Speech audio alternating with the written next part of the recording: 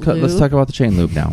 Wet lube and dry lube, you'll see on different chain lubricants from all the brands. Both refer to what the lube consistency or application is all about, and for the conditions. A wet lube, you can almost think about like an oil.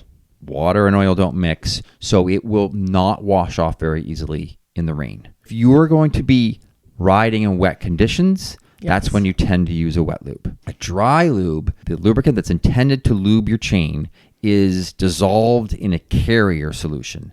And so you apply this to your chain, the carrier solution dries and evaporates away, leaving behind that, it could be a wax type of base material or whatnot, but leaving behind the actual lubricant in your chain. These tend to not collect dirt as easy.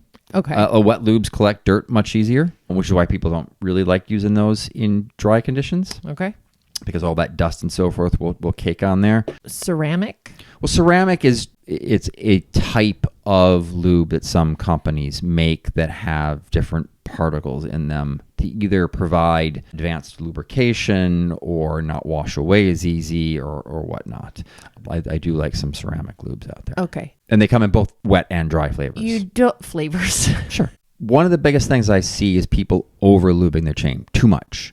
When a chain comes in dirty, and I should say like filthy. It's disgusting. Usually because they over lube their chain and then it collects a lot of dirt. And then they probably are not cleaning the chain, they're just applying more lube. The lubrication for a chain belongs down in the rollers. It belongs down on those pins, not on the outside of the chain that you can basically see. Right? So if your chain is coated in lube, it's going to collect dirt, and that dirt is going to then quickly build up. That's why after we put on the lube and we spin it a couple times, we then take our rag and just wipe off any excess. And you should be putting it on the bottom. Yeah, if you have your chain going around the crankset, right? And I usually will apply it on the return back to the derailleur on the bottom, right? Only because I can spin the crank backwards while applying it. I saw one video of somebody